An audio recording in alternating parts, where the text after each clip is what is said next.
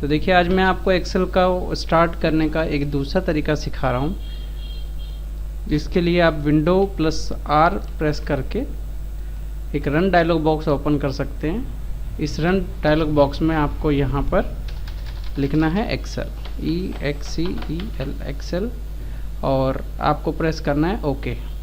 तो इससे हम क्या कर सकते हैं, डायरेक्टली अपने एक्सेल को ओपन कर सकते हैं। उसके बाद आप चाहें तो न्यू पेज ले लीजिए, या फिर अगर आप कोई पुरानी फाइल में काम करना चाहते हैं तो पुरानी फाइल भी ले सकते हैं। तो मैं यहाँ पर ले रहा हूँ एक ब्लैंक शीट।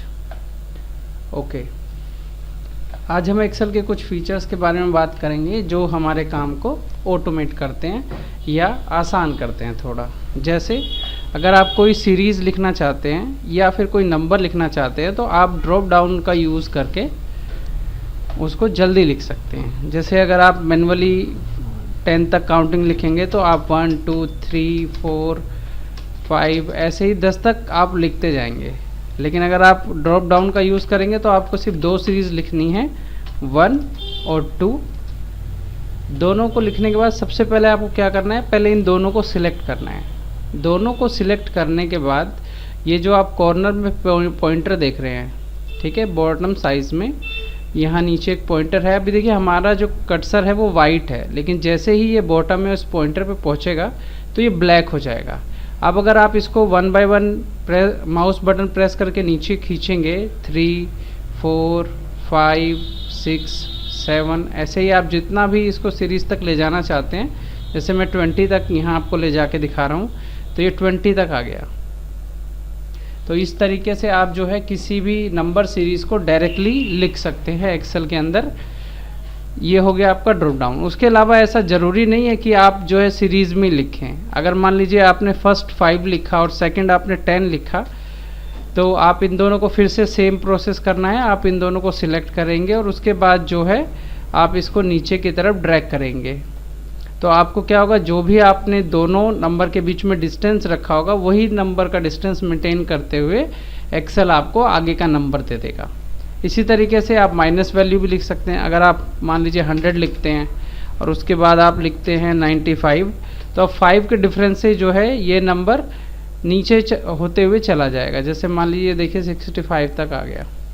तो इस तरीके से आप जो है अपने डाटा के अंदर या कहीं भी टास्क कर रहे हैं तो आप कोई भी सीरियल नंबर जनरेट कर सकते हैं या देख सकते हैं। जैसे मैंने लिखा 1112 1113। तो इस तरीके से आप जो है छोटा या बड़ा कोई भी नंबर जो है यूज़ कर सकते हैं। जैसे आप कर कोई एम्प्लॉय आईडी बना रहे हैं, कोई यूनिक आईडी बना रहे हैं, तो इस तरीके से आप जो है इस फीचर का यूज़ कर सकते हैं। उसके अलावा कुछ और भी चीज़ें एक्सेल देता है। जैसे आप मंथ नेम, जैसे आप जैन लिखेंगे तो आप एक बार जैन लिखेंगे और फिर वही सेम प्रोसेस है, कॉर्नर से अगर उसको खींचेंगे तो ये आपको जनवरी टू दिसंबर दे देगा। और ऐसा रैंडम है कि आप किसी भी एरिया को किसी भी मंथ नेम से इसको डायरेक्टली ड्रैग कर सकते हैं, तो उसी मंथ से ये आगे कंटिन्यू हो जाएगा और जहाँ तक खींचेंगे वो रिपीट होते हुए चला जाएगा।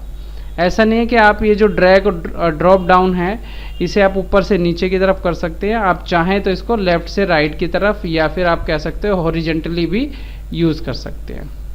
तो अभी मैंने शॉर्ट में जनवरी लिखा हुआ है, अगर आप फुल में लिखना चाहें तो फुल में भी आ जाता है ये। इसी तरीके से संडे मंडे के लिए जैसे मैं संडे फुल लिख देता हूँ, ये मैंने लिखा और मैंने इसको वर्टिकली और हॉरिजेंटली दोनों तरीके से मैं इसको ड्रैग कर सकता हूँ। तो इस तरीके से आप ड्रॉप डाउन का यूज़ करके आप कोई भी सीरियल नंबर या कोई भी फॉर्मेट जनरेट कर सकते हैं और अपने काम को ऑटोमेट कर सकते हैं। ओके, तो नेक्स्ट चलते हैं। अब देखिए इसमें जैसे ये हमने एक शीट ली है, जैसा कि मैंने आपको बताया था कि आपकी शीट में रो, कॉलम और सेल्स होते हैं, तो इनका यूज़ करके आप कोई भी डाटा यहाँ बना सकते हैं।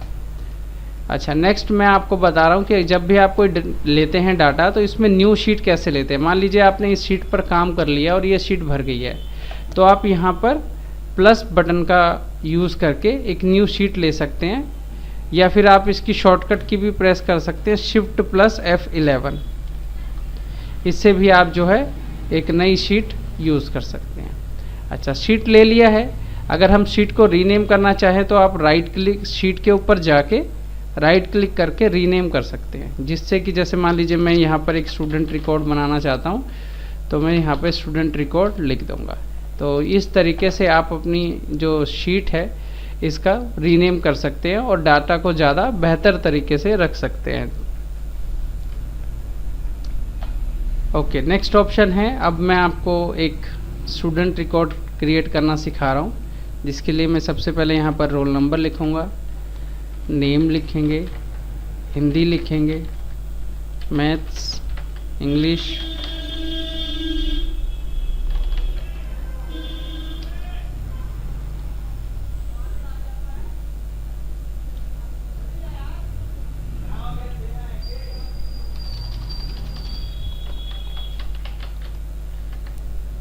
इसी तरीके से आगे टोटल, परसेंटेज, ग्रेड और रिज़ल्ट आप लिख सकते हैं। मैं अभी यहाँ 3 सब्जेक्ट ले रहा हूँ, आप चाहें तो इन सब्जेक्ट की संख्या बढ़ा सकते हैं, आप 6 सब्जेक्ट भी ले सकते हैं।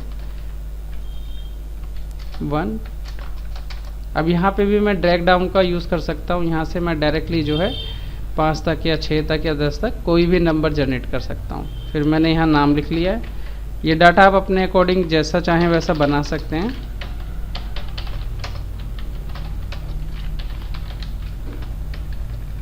और फिर हम उसके मार्क्स लिखेंगे।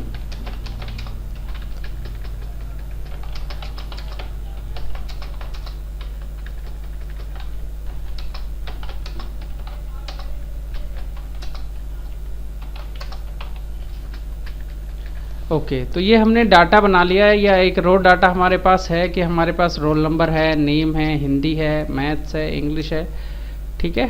ओके, तो आप देखिए टोटल करना, तो एक्सेल में आप 2 तरीके से किसी भी कैलकुलेशन को कर सकते हैं।